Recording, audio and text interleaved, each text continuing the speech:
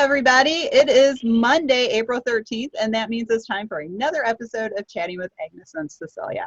I'm Cecilia Sepp, principal and founder of Rogue Tulips. We offer 501c consulting services and association management services, and I'm one of the co-hosts of our show, Chatting with Agnes and Cecilia, which is here so that you can get to know our company a little bit. I'd like to throw it over to my co-host, Agnes, to introduce herself and say hello. Thank you, Cecilia. Good morning, good afternoon, and good evening to our global audience, wherever you're watching us from. My name is Agnes Amos Coleman. I'm an author and a consultant. Over to you, Cecilia. Great. Thank you, Agnes. And Agnes is, of course, an important part of the Rogue Tulips network. We're really excited today to have Wendy Toyama here with us. She is a very experienced chief staff executive in the association profession. And I'm going to throw it over to Wendy to introduce herself, and then I'll introduce our topic. Wendy? Hi. I am actually in the very unique position of transitioning during COVID. So I wrapped up my tenure with the American Cleft Palate and Craniofacial Association, where I served as their executive director last week. And I will be starting this week as the CEO for the American Academy of Hospice and Palliative Medicine. So it's a whole new world out there, starting completely remote. Wow, that's great. That's an interesting topic. We'll probably have you back to talk about that one separately, because we do love to have people back. So, you know, and Wendy's already mentioned it, COVID-19, it's out there. We can't avoid it, even though we're all, you know, on social isolation. Basically, I feel sometimes like we're trying to hide from it, but you can't avoid it. You can't hide from it. So what we want to talk about today, and again, Wendy's in a very unique position to discuss this topic, leading during COVID-19. There's several different areas of this leadership situation. And one of those is economic, one is strategic, and the third, of course, is future. What's going to happen next? So you probably all have heard of the Association Laboratory study on the impact of COVID-19 on associations. Wendy has also seen that report, so she may use that in some of her comments. But Wendy, first of all, economically, as a leader, and you're transitioning from one organization to another, what do you think you're going to do first regarding the economic impact for your new organization? Yeah, I think it's been interesting to kind of compare the two organizations. But I think right now there are really two key priorities, and one is cash, literally making sure that you have enough liquidity to run.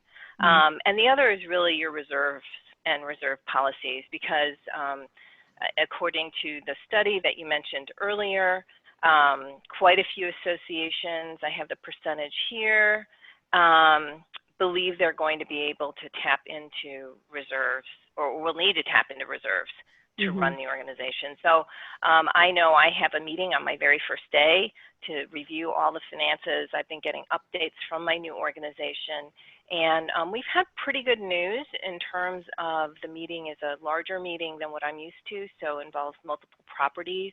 When it was canceled, it was interesting to watch the negotiation with each property to be able to see how it was going to impact our what we were on the hook for.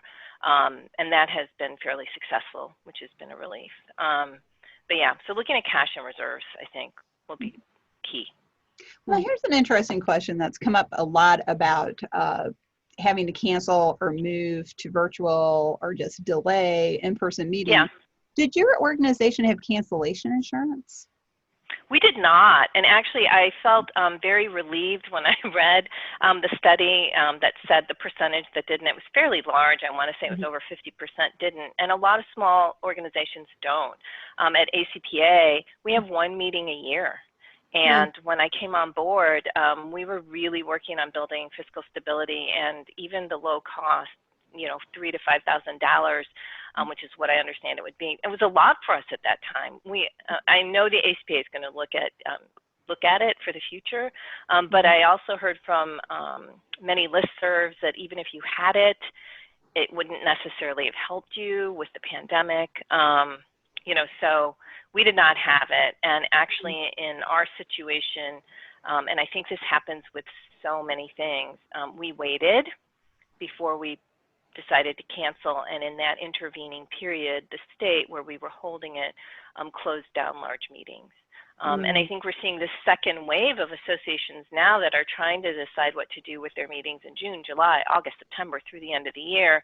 And they're trying to make decisions now. And it could potentially be beneficial to wait to make their decision. So some of it is, how are you going to make a decision? What's your timing? What are your key dates by which you have to make them? And so getting that all sewn up for what you have in the future. For ACPA, it was one meeting a year. So the next time would be in spring, and I would hope by then we're open and running again. But, yeah, I would hope so. And there's also some other things I've been thinking about regarding these meeting decisions, which is just the very practical aspect of getting people there. So let's say everything is resolved in early May and we can start getting going again. How long is it going to take the airline industry to get back up? How long is it going to take rental cars? How long is it going to take trains? I mean, there's a lot of other moving parts that go into that. So Agnes, what are your thoughts on this part of the discussion? You know, there is a silver lining in this global pandemic and how it's impacted not only the business environment, the meetings environment, but all businesses globally. I am seeing, or I'm foreseeing a huge opportunity here for collaboration, an opportunity to support each other, to help build or bridge the economy to rebound. So what I'm envisioning here is an opportunity where the airlines, all the businesses are going to be working together rather than being very strict on cancellation, but let's partner together so that we can all win. Because if we don't partner together and collaborate together, it's going to be very difficult. But from what I'm seeing from a global scene, even being here in Africa, is that there is that willingness, there's that togetherness. We're in this together.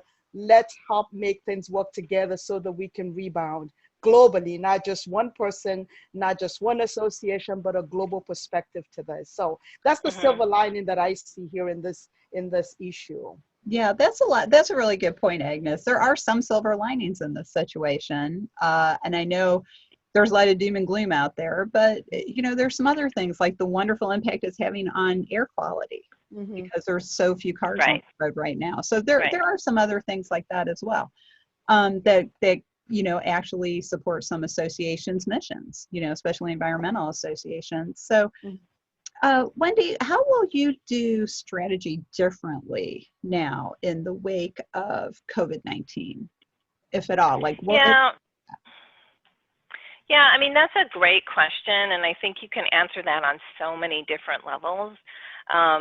I think on the tactical level, I read about someone who conducted a completely virtual strategic planning meeting, which is crazy. I can't, that would fall in the category of, oh, we would never do that.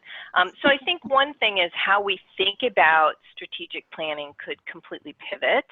And again, to Agnes's point, what we have found when we've gone to some virtual meetings for committees and such is that we are able to be more inclusive. More people can participate as a multidisciplinary association. That was really critical when we're building a program.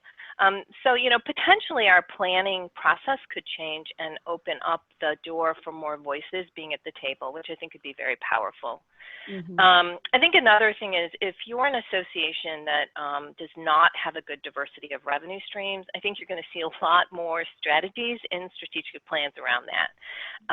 So I think a good look at the various revenue streams, where they are in their life cycle, the need to bring on more revenue streams. I think you'll see more of those sorts of strategies in plans moving forward. And then I think, you always want to plan for, the emergency or business continuity, but you never quite get around to it. So I think we'll also see more associations that are planning. Fortunately for us as a small association, we had lost power for 4 days last year. And as a result, a lot of our traveling staff had laptops, but not everybody. But after that power outage, we made sure every laptop as we replaced them, or every computer was replaced with a laptop so we could be completely remote. So we were fortunate in that regard. But, do you have an IPA, an investment policy statement? Do you have a reserve level set? Are you ready to telework? Do you have a continuity plan? Do you have a transition plan? I mean, I think you'll start to see hopefully, you know, people will learn from this experience, and if they weren't as ready as they thought, they will look at that. The other thing I would say is I think it's going to have everybody rethink meetings. I don't think they're going away, but if you didn't have online education, you'll be looking at it. If you do, you're going to look at how can you leverage it more. And I think meetings themselves are so expensive that people are going to look at how can we reduce costs on meetings, and how can we increase the net, and you know, are there legacy things like printed programs? You know, we've been wanting to get rid of it for forever. We were able to cancel our meeting in time to cancel the print run for our printed program, but not our abstract book. So we had 1,000 abstract books that are going to be tossed, and we still had design costs. So, I mean, I think these are the sorts of things that it's very tactical, but getting back to strategic planning, I think we'll be looking at how is the meeting going to change as a result of this. There's no doubt that they will. Yeah, and that's a great point. I think that what we'll see in the future is smaller, more local or regional meetings for that in-person interaction, as opposed to the one big conference every year that everybody tries to go to. And that's something I've just kind of seen as a component relations professional swing back and forth from decade to decade. You know, one decade it's, oh, let's at one time, the next decade, no, we want smaller ones. But I also think, to your point, Wendy, about the example of strategic planning virtually, and committees virtually, and that inclusion is so important. And I think we're finding we can do this and not eliminate in person, but do get a lot of work done. Agnes and I have been working virtually for years, so we know that. We know you can do that. And one question I have for you, and this might be like casting too far net out into the future, Wendy, but what are your thoughts about mergers and acquisitions within the association community? Because I don't want to say that like a lot of associations will start to fail. I fear that a lot of the ones with under $2 million budgets might start to fail because of that lack of revenue. But what do you think about that, about mergers possibly? Yeah, so we had taken our own association through a merger. It was admittedly a merger with a sister organization. They were connected to begin with. 501c3s, but I think in the association space we actually don't talk about that enough. And I'm always surprised when I encounter a new segment of the profession, and I go out there and I see how many other, for example, anesthesiology associations there are. You know, so I think your question really pegs off Agnes's observation earlier. So you know, potentially this time will have people thinking more about that down the road. But I think the challenge that I saw in our own merger is if it makes business sense, that doesn't necessarily mean that the boards involved want to give up the identity of their organization.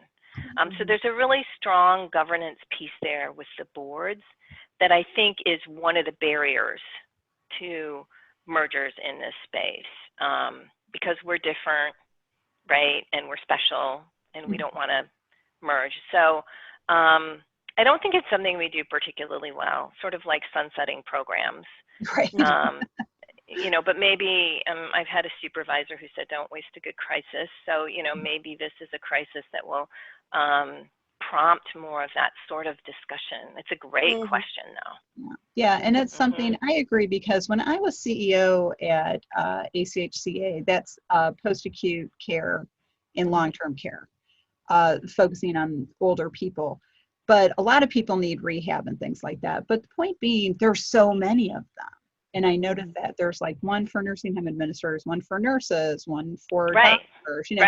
So what we did, we started to do through a leadership council, is start to build a big tent of collaboration among all these individual groups, with the goal of eventually sharing revenue and expenses and negotiating contracts together and things like that, like having multiple meetings together.